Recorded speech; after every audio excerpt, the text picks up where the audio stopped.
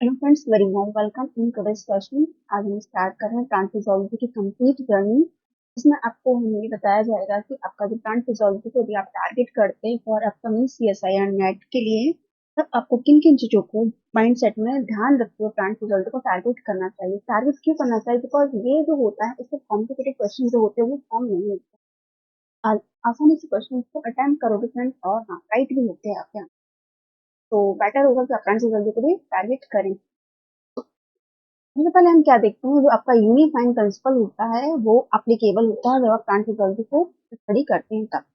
सबसे पहले बात, जो आपका यूनिफाइंग प्रिंसिपल उसका पहला जो पॉइंट है, यदि आप उसकी बात करते हैं तो क्या हो रहा है, यहाँ पर लिखा रहा है आपका प्राइमरी प्रोड्यूसर। सबसे प्राइमरी प्रोड्यूसर ये कौन है?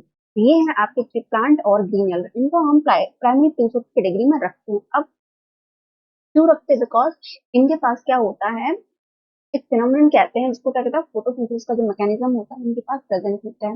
अब इस मैकेनिज्म में करते क्या, ये हार्वेस्ट करते हैं सनलाइट को, और फिर सनलाइट को जब हार्वेस्ट किया जाता है तो लाइट एनर्जी, केमिकल एनर्जी के फॉर्म में उसको क्या किया जाता है, कन्वर्ट किया जाता है with the help of process photosynthesis. इसके आउटकम में क्या मिलता है आपको? आउटकम में आपको आपका कार्बोहाइड्रेट जो होता है वो सिंथेसिस हो जाता है। किस फॉर्म में? कार्बन डाइऑक्साइड के फॉर्म में क्या होता है आपका जो सिंथेसिस होता है कार्बोहाइड्रेट के फॉर्म में, वह कौन होता है यहाँ पर? वो होता है आपका कार्बन डाइऑक्साइड और वाटर।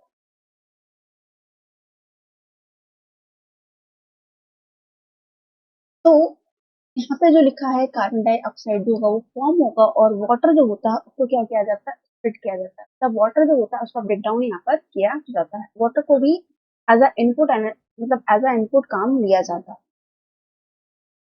एक चीज और आपको जो कि ध्यान रखना चाहिए कि जब फोटोसिंथेसिस की हम बात करते हैं तो वाटर जो मॉलिक्यूल उसका ब्रेक डाउन किया जाता है, और जब इसके अपोज में जो होता है वो होता है आपका रेस्पिरेशन। उसमें क्या होता है, वाटर मॉलिक्यूल को फॉर्म किया जाता है, ना कि ब्रेक डाउन किया जाता है। तो दूसरा का सेकंड पॉइंट है वो क्या है? सेकंड पॉइंट क्या कहता है? सेकंड पॉइंट कहता है कि जो सर्टेन रिप्रोडक्टिव सेल्स होती हैं उनमें क्या होता है कि plant do not move from place to place. Cells होती है, हम सब जानते हैं फ्रेंड्स कि प्लांट सेल होता है और एनिमल सेल्स होती है, अदर सेल्स भी होती हैं। अब सबके पास क्या होती है, मूवमेंट की कैपेबिलिटी नहीं होती है। तो प्लांट को आप क्या कह सकते हो, ये क्या होते हैं, ससाइल ऑर्गेनिज्म होते हैं। ससाइल क्या होते हैं, जो कि एक प्लेस से दूसरे प्लेस पर मूव नहीं कर सकते। जहाँ पर ये है वहीं पर इनको अपना पूरा जो लाइफ साइकिल होता है वो कंप्लीट करना होता है, तो चाहे कंडीशन कैसी भी हो। तो सब्स्टिट्यूट फॉर मोटिलिटी, मोटिलिटी नहीं होता इनके पास में। So they have evolved the ability to grow toward essential resources such as light, water, and mineral nutrients throughout their lifespan. तो कुछ इस तरीके से क्या हो रही है, इवॉल्व हुए हैं। अब प्लांट जो होते हैं वो स्ट्रक्चरली रेनफोर्स्ड होते हैं, किसके लिए? to support their mass as they grow towards sunlight against the pull of gravity. ये जो यहाँ पर वर्ड लिखा है मैंने, against the pull of gravity, ये आपको ध्यान में रखना है कि ग्रो कहाँ करते हैं, टुवर्ड द सनलाइट। जहां पर कितनी, जहां पर इनको सनलाइट मिलेगी, सनलाइट मिलना ही जरूरी, बिकॉज तभी तो फोटोसिंथेसिस कर सकते हैं, और against the pull of gravity ये काम करते हैं। अब इसके जो नेक्स्ट पॉइंट है, नेक्स्ट पॉइंट में आपको क्या बताना है, नेक्स्ट पॉइंट में जो होते हैं प्लांट के पास क्या होता है, एक मैकेनिज्म होता है जिससे इसको क्या कर सकते हैं, ये वाटर और मिनरल को क्या कर सकते हैं, मूव करवा सकते हैं। तो कोई खुद मूव नहीं हो सकती, लेकिन ये जहाँ भी खड़े हैं वहां से यदि सराउंडिंग में इनके वाटर और मिनरल्स प्रेजेंट है तो ये उनको मूव जरूर करवा सकते हैं अपने पास। कैसे? तो कैसा होता है वो, ये सब जिसके जरिए होता है वो कौन होता है, आपकी सॉइल होती है। To the site of photosynthesis, जहाँ पर एक्चुअल में क्या हो रहा है, फोटोसिंथेसिस हो रहा है, वहां पे क्या होना है, वाटर और मिनरल्स जो होता है इनका भी अपटेक किया जाता है, क्योंकि ये खुद मूव नहीं कर पा रहे हैं बट ये मिनरल और वाटर को मूव करवा सकते हैं। As well as mechanism for moving the product of photosynthesis to non photosynthetic organ and tissue.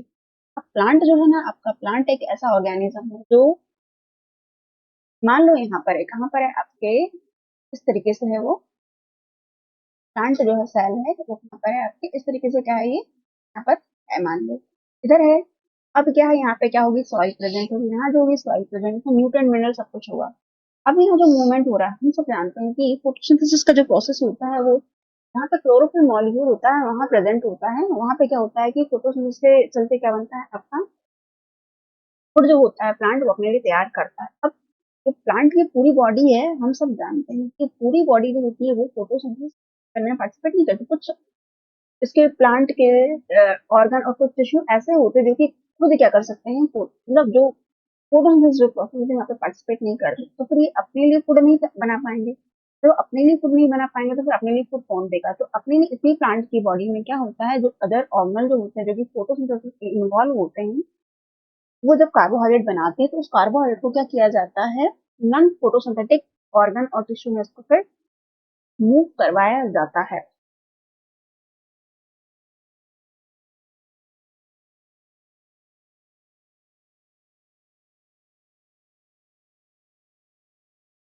इस तरीके से क्या कर सकते हैं, प्लांट जो है उसमें आप ये देख पाते हैं कि मूवमेंट जो होता है वो कैसे होता है। फिर आपको जो चीज ध्यान में रखनी है वो क्या है, आपका प्लांट जो होते हैं क्या करते हैं, लॉस वाटर कंटिन्यूसली क्या होता है इनमें, प्लांट जो होता है वाटर का लॉस करता है। एक प्रोसेस होती है, इसको आप इवापोरेशन कहते हैं, ट्रांसपिरेशन जो फुल होता है वो देखते हैं आप यहाँ पर। और have evolve mechanism for avoiding desiccation. Desiccation क्या होता है, डेसिकेशन मतलब होता है कि जो अन कहते हैं ना, इवापोरेशन हो रहा है तो क्या होगा, प्लांट को क्या होगी, पानी की कमी हो जाएगी। इस पानी की कमी को अवॉइड करने के लिए इसके पास एक पर्टिकुलर मैकेनिज्म जो होते हैं वो ये डेवलप कर लेते हैं। वो मैकेनिज्म क्या है वो हम भी डिटेल में देखेंगे। आपको बस आपको ध्यान में ये रखना है कि एवापोरेशन को प्रिवेंट करने के लिए, मतलब डेसिकेशन को प्रिवेंट करने के लिए प्लांट के पास मैकेनिज्म होता है। और वो मैकेनिज्म काफी कैसा हो, काफी अच्छा होता है as compare to animal cell.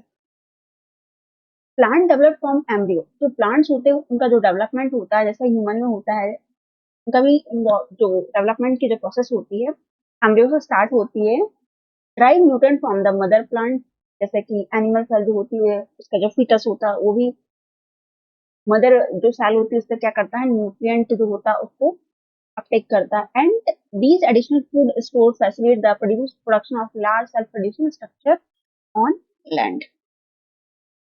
तो ये जो आपके पॉइंट्स मैंने बताए हैं ये क्या है, आपके यूनिफाइंग प्रिंसिपल के ये पॉइंट्स हैं। आपको किसी एग्जाम में हो सकता है कि ऐसा यार नेट के एग्जाम में ना पूछे, बट हो सकता है सेट के एग्जाम में, एग्जाम सेट क्लर्क का एग्जाम होता है वहां पूछ लिया जाए, या फिर असिस्टेंट प्रोफेसर के लिए जो लोग तैयारी कर रहे हैं वहां पर ये यूनिफाइंग प्रिंसिपल का थोड़ा सा आपको ज्यादा देखने को मिल जाता है फ्रेंड्स।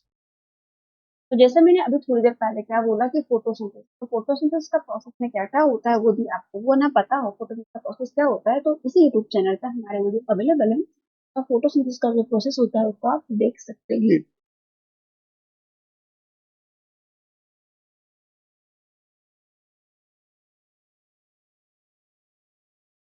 फिर चले आते हैं क्या आपके न्यूट्रिएंट्स। तो थोड़ी देर पहले हमने किनकी चर्चा की, आपके न्यूट्रिएंट्स की चर्चा की। तो जो प्लांट न्यूट्रिएंट होते हैं उनको आप क्या कर सकते हैं, प्लांट का जो न्यूट्रिएंट है आप दो कैटेगरी में कैटेगराइज कर सकते हैं। तो जो आपको प्लांट न्यूट्रिएंट्स है यदि आप उनको दो कैटेगरी में कैटेगराइज करते हो, तो एक जो होता है वो होता है आपका मैक्रो। मैक्रो बोला मीन्स व्हाट, कि इनको बहुत कंपलसरी है इनके लाइफ ड्यूरेशन। दूसरा होता है माइक्रो। माइक्रो न्यूट्रिएंट जो होते हैं इनका जो अमाउंट होता है जिसको आप क्या कहते हो, ट्रेस एलिमेंट। तो ट्रेस एलिमेंट्स के यदि आपको नाम पता है समझ जाओगे कि माइक्रो न्यूट्रिएंट्स क्या होते हैं। तो ट्रेस एलिमेंट होते हैं, इन्हीं को आप माइक्रो न्यूट्रिएंट भी कहते हैं। ये इनका इंपॉर्टेंस जो होता है वो दिखता है। तो यदि आप मैक्रो न्यूट्रिएंट की बात करते हो तो अपने NPK इस तरीके से नाम सुनो। NPK क्या है, ये नाइट्रोजन फास्फोरस पोटेशियम, इनको हम प्राइमरी मैक्रो न्यूट्रिएंट की कैटेगरी में रखते हैं। तो करते हो प्राइमरी मैक्रो न्यूट्रिएंट में रखते हैं, क्यों? बिकॉज ये प्लांट के लिए उतने ही इंपॉर्टेंट है जितना कि क्या है आपका, देखिए फोटोसिंथेसिस जो होता है फूड बनाने के लिए इंपॉर्टेंट है, तो उतना ही समझ सकते हो कि आप जो आपके मैक्रो न्यूट्रिएंट हैं नाइट्रोजन फास्फोरस पोटेशियम ये इंपॉर्टेंट होते हैं। अच्छा, ये तो क्या है आपके प्राइमरी मैक्रोन्यूट्रिएंट्स। कुछ मैक्रोन्यूट्रिएंट्स की यदि आप चर्चा करते हो जैसे कि आपका कैल्शियम है। कैल्शियम ना सिर्फ ह्यूमन बॉडी को, कैल्शियम जो होता है वो प्लांट को भी जरूरी कैल्शियम हो गया है। फिर आता है कौन, आपका सल्फर। सल्फर सल्फर जो है वो भी हमारे एनिमल किंगडम का पार्ट है, और भी इसका इंपॉर्टेंट रोल आपको देखने को मिलता है। जो मैग्नीशियम होता है, मैग्नीशियम पीएम जो होता है वो भी यहाँ पे इम्पोर्टेंट रोल जो होता है अपना प्ले करता है फ्रेंड्स। तो आपको क्या ध्यान में रखना है कि जो आपके मैक्रो न्यूट्रिएंट्स है जहाँ पर आपका NPK, nitrogen, phosphorus, calcium, calcium not, इसको कहेंगे पोटेशियम, ये इंपॉर्टेंट है। फिर आपका कैल्शियम भी है, फिर आपका सल्फर और मैग्नीशियम जो होता है उस कैटेगरी में चला जाता है फ्रेंड्स। अब हम देख लेते हैं किसको, माइक्रो। माइक्रो मतलब ट्रेस एलिमेंट है, इनको बहुत ही कम मात्रा में यदि प्रेजेंट है ये सॉइल, ये मिलते कहाँ से हैं? मैंने अभी बताया आपको, प्लांट होते हैं वो सोसाइल होते हैं, ये खुद तो मूव नहीं कर सकते, बट हाँ वाटर ऑफ न्यूट्रिएंट को मूव करवा सकते हैं थ्रू द सॉइल। सॉइल में यदि प्रेजेंट ही न्यूट्रिएंट तो ये सॉइल से छीन लेते हैं न्यूट्रिएंट्स।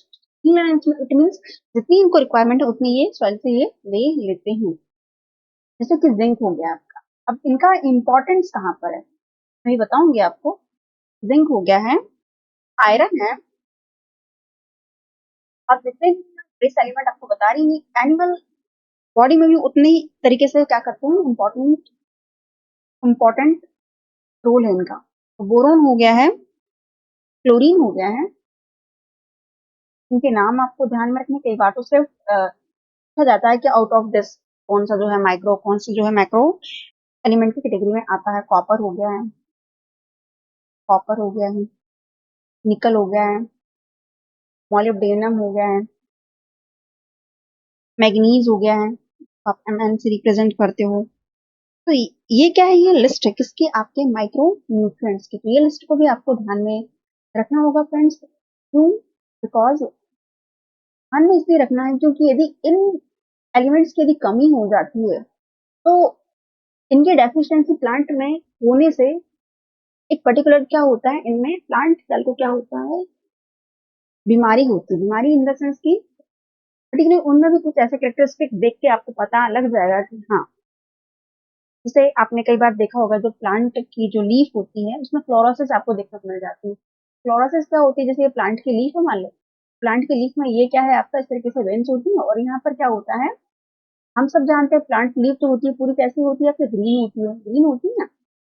अब जहां पर ये फ्लोरोसिस होगा वहां पर क्या होने वाली है, जो प्लांट की लीफ और ग्रीन की जगह कैसी होने लग जाएगी, येलो पार्ट में कन्वर्ट होना शुरू कर जाएगी। तो इसका मतलब क्या हो रहा है कि यहाँ पर फ्लोरोसिस की जो प्रोसेस है वो शुरू हो गई है। वो प्रोसेस क्यों शुरू होती है, बिकॉज ऑफ डेफिशिएंसी किसकी हो जाती है, माइक्रो न्यूट्रिएंट्स की। हम प्रोसीड करते हैं फ्रेंड्स, आगे देखते हैं कि आगे आपको और क्या चीजों को ध्यान में रखना है। तो सबसे पहले तो हमने देख लिया कि आपको न्यूट्रिएंट जो होते हैं उनका हमने कैटेगराइजेशन देख लिया है।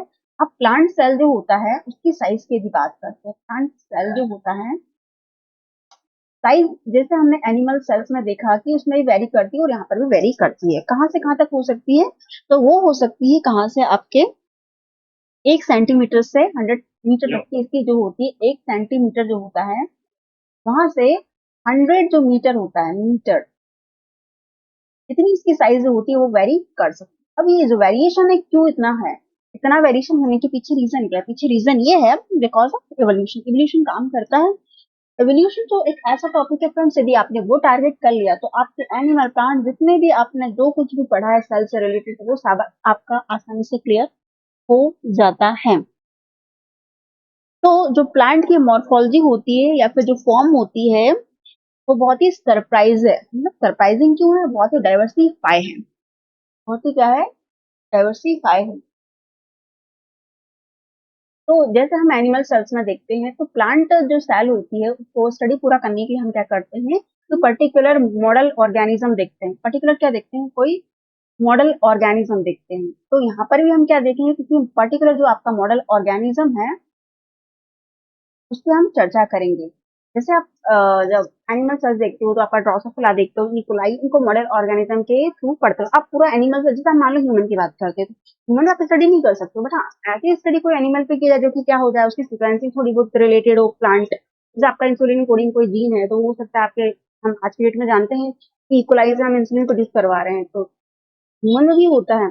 पता क्या हो गया, आपकी सीक्वेंसिंग से पता चल गया है। वैसे ही मॉडल ऑर्गेनिज्म जो होता है प्लांट, बिकॉज प्लांट भी काफी डाइवर्सिफाई है, उसको एक एक प्लांट स्पीसीज को हम स्टडी नहीं कर सकते हैं, तो उसका हम क्या करते हैं, कोई मॉडल ऑर्गेनिज्म लेते हैं। अब जो मॉडल ऑर्गेनिज्म होता है इसमें इससे कुछ कैरेक्टरिस्टिक फीचर होते हैं। किसको आप मॉडल ऑर्गेनिज्म कहोगे फ्रेंड्स, हर एक प्लांट को आप मॉडल ऑर्गेनिज्म नहीं कह सकते हो। सबसे पहले तो क्या होना चाहिए, उसमें जो होना चाहिए शॉर्ट जनरेशन जो होती है, इसकी शॉर्ट जनरेशन यदि है किसी प्लांट की, उसको आप मॉडल ऑर्गेनिज्म की कैटेगरी में रख सकते हो। दूसरी बात कि इसका क्या होना चाहिए, स्मॉल जीनोम होना चाहिए। जीनोम जो है, इसकी जीनोम की साइज, इसको हम डीएनए कहते हैं, जेनेटिक मटेरियल का स्मॉल जीनोम होना चाहिए। और अच्छा, स्मॉल जीनोम होने से मतलब क्या होगा, यदि जीनोम स्मॉल होगा तो उसकी जो ओवरऑल जो सीक्वेंसिंग होगी वो आसान हो जाएगी। जितना स्मॉल जीनोम होता है उसमें क्या होता है, आप आसानी से उसके पूरे लाइफ स्पैन को कवर कर पाते हैं। और तीसरी चीज हमको क्या देखनी है, इसके अडॉप्टेशन। जो इसका अडॉप्टेशन का जो पैटर्न होता है, अडॉप्टेशन को डिफाइन करने के लिए डार्विन ने बहुत अच्छा प्रिंसिपल दिया है, जिसको हम नेचुरल सिलेक्शन कहते हैं। यदि आप उसको समझ लेते हो तो आप यहाँ पे इसको आसानी से अडॉप्टेशन से कनेक्ट कर पाओगे फ्रेंड्स। तो ये हम हर एक टॉपिक जो है आपका, हर एक यूनिट से क्या है आपका रिलेटेड है, और वो इतने अच्छे से रिलेटेड है कि यदि आपने उसको पढ़ लिया तो समझ जाइए कि आपका काम बन जाएगा। तो ये मॉडल ऑर्गेनिज्म, ये जो मैंने बताया, जो शॉर्ट जनरेशन स्मॉल जनरेशन, तो ये चीजें आपके ड्रोसोफिला पर भी एप्लीकेबल है, आपकी इकोलाई पे भी एप्लीकेबल होती है फ्रेंड्स। तो मॉडल ऑर्गेनिज्म जो होते हैं यूजफुल होते हैं, क्यों क्यों क्योंकि जो ऑल प्लांट्स होते हैं आपके, उनकी यदि आप बात करते हैं तो उनमें जो स्पेसिफिक टाइप का अडॉप्टेशन होता है, तो जो फंडामेंटल जो इनमें जो थिंग्स प्रेजेंट होती हैं, जो उनका वर्किंग प्रिंसिपल होता है वो सिमिलर होता है। यदि आपने ये पढ़ लिया तो समझ जाओ कि आपने क्या पढ़ लिया है, प्लांट का सेल का आर्किटेक्चर देख लिया है।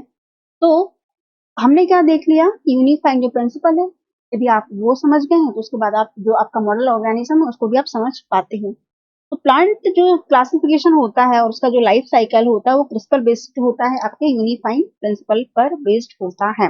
ये चीज आपको ध्यान में रखनी है। इसलिए ऐसा यार नेट के लेवल पर नहीं पूछा जाएगा, बट हाँ आपके एपी असिस्टेंट प्रोफेसर का जो एग्जाम होने वाला है अभी, एमपी सेट, और जो एग्जाम सेट लेवल का एग्जामिनेशन होते हैं वहां पर इनका यूनिफाइंग प्रिंसिपल का एप्लीकेशन आपको देखने को मिल जाएगा।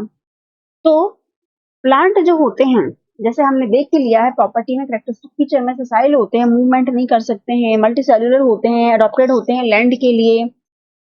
अब मैं कह रही हूँ अडॉप्टेड होते हैं लैंड के लिए, तो क्या सारे के सारे प्लांट जो होते हैं अडॉप्टेड होते हैं लैंड के लिए? तो हाँ, लेकिन जो एक्वेटिक प्लांट्स होते हैं, एक्वेटिक जिनको आपने ग्रीन, एक्चुअल में ये का प्लांट नहीं है, बट हाँ ये क्योंकि फोटोसिंथेसिस कर रहा है इसलिए क्या कह सकते हैं आप इसको एक्वेटिक प्लांट कह सकते हो। तो ये क्या कर सकते हैं, ये क्या कर सकते हैं, फोटोसिंथेसिस कर सकते हैं।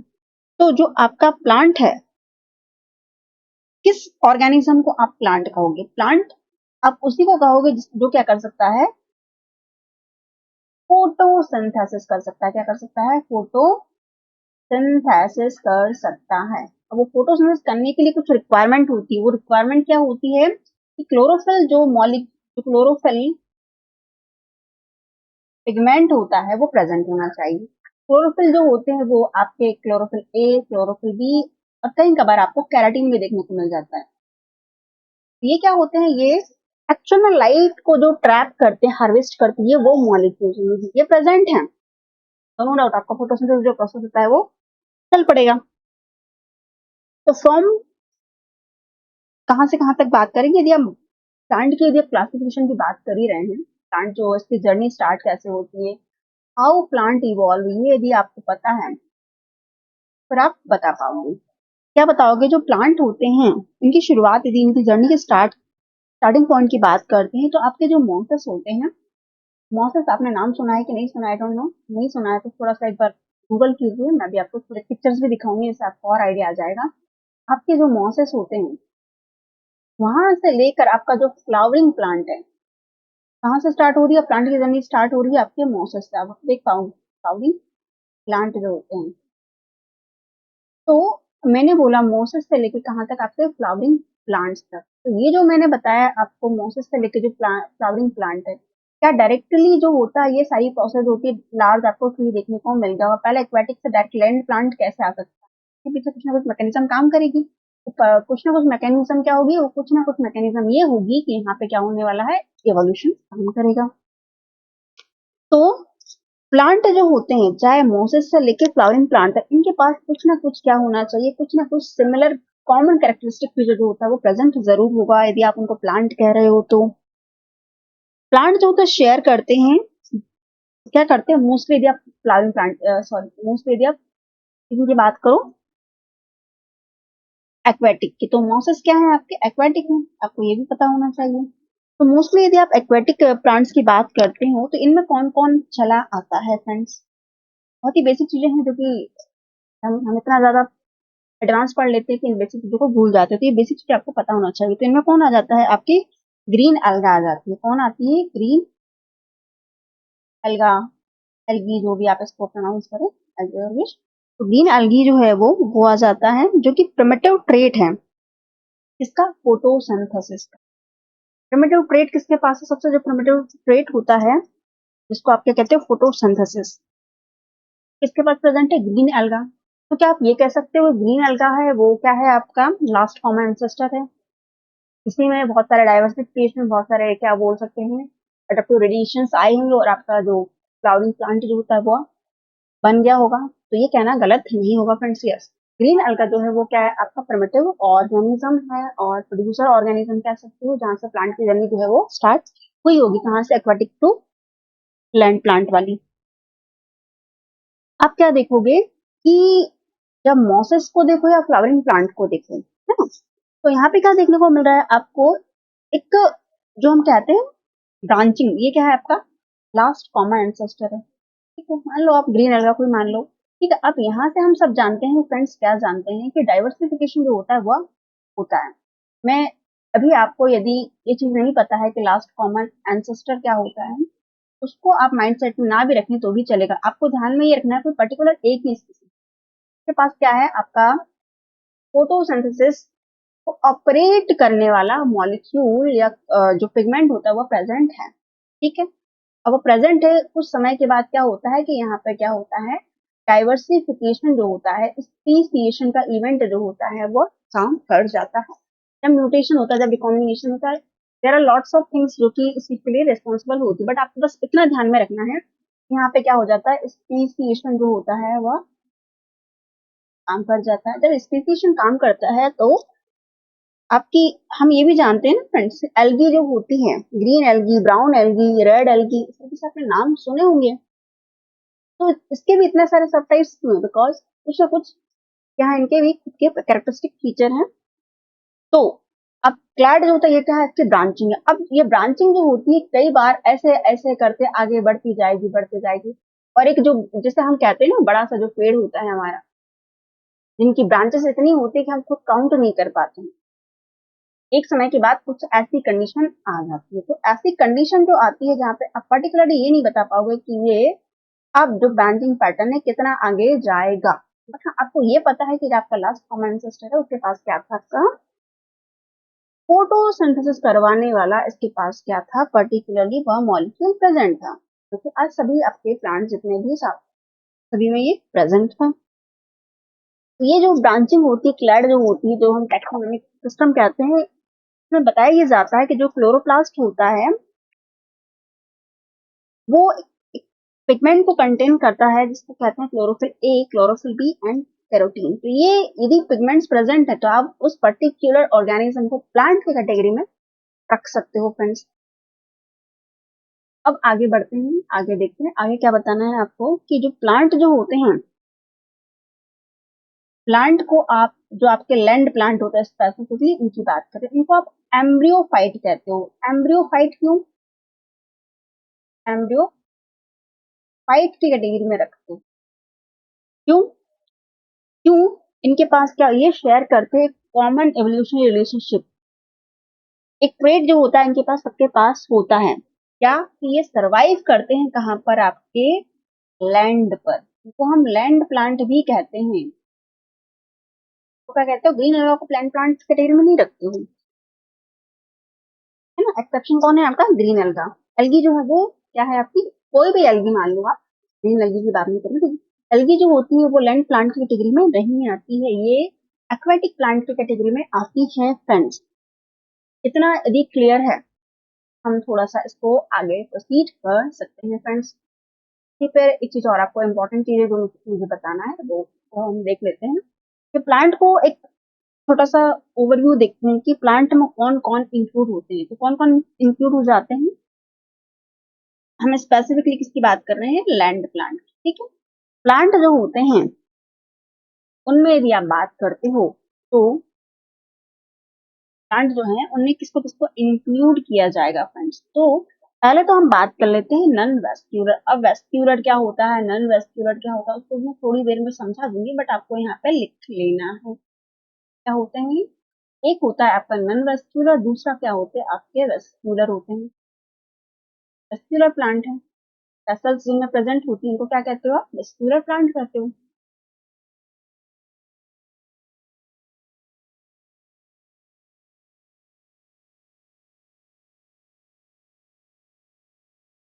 तो ये कौन है आपका नॉन वेस्क्यूलर, और इधर आ जाएगा आपका वेस्क्यूलर प्लांट, वेस्क्यूलर, ठीक है। तो नॉन वेस्क्यूलर में इनको हम और एक नाम से जानते हैं, ब्रायोफाइट्स। कई बार आपने नाम सुना होगा ब्रायोफाइट, है ना। ब्रायोफाइट्स बोल दिया मतलब क्या, नॉन वेस्क्यूलर प्लांट्स की बात कर रही हूँ। यदि एग्जाम्पल की इसमें बात करते हैं तो कौन आ जाते हैं आपके, मॉसेस जो हैं, मॉसेस, और आपका हॉर्नवर्ट,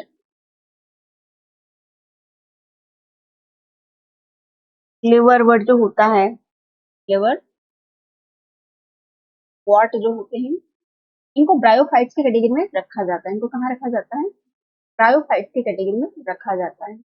वहीं यदि आप दूसरी ओर देखते हो किसको, वेस्कुलर प्लांट्स को, वेस्कुलर प्लांट जिनको आप दूसरे एक और नाम से जानोगे, इनको कहोगे आप ट्रैकियोफाइट्स।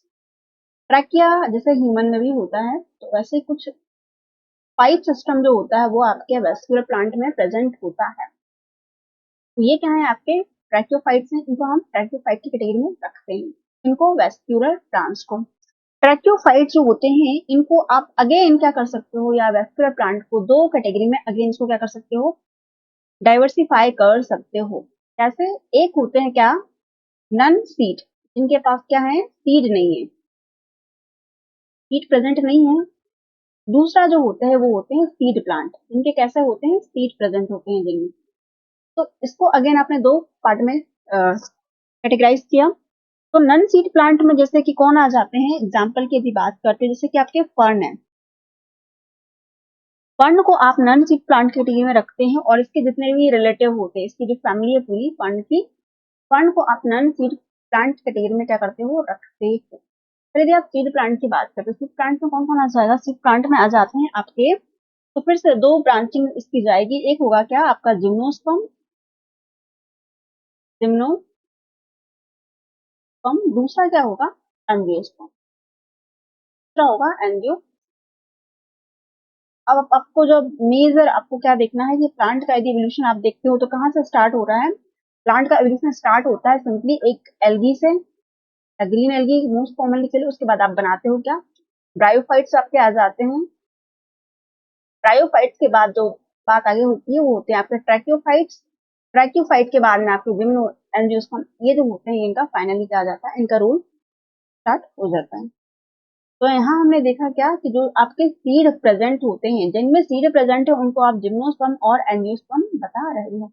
अब बाहर बाद में आपको एक चीज और आपको देखने को मिलेगी कि एंजियोस्पर्म जो होते हैं इनको भी हम दो फर्दर क्या करते हैं, इनको दो कैटेगरी में इनको भी हम ब्रांच करते हैं। क्यों करते हैं, इसका रीजन क्या है, थोड़ी देर में देखेंगे। आपको क्या बताना है कि प्लांट को आप दो कैटेगरी में कैटेगराइज करोगे, एक होगा आपका नॉन वेस्कुलर, दूसरा होगा वेस्कुलर।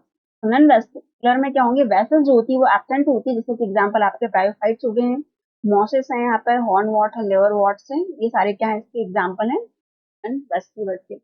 और वेस्कुलर में आपके जो ट्रैकियोफाइट हैं और चले आते हैं, और इसको आप फर्दर ब्रांच कर रहे हो सीड और नॉन सीड की कैटेगरी में। अब कुछ इमेजेस हैं जो कि रिलेटेड है किससे, आपके जिम्नोस्पर्म से।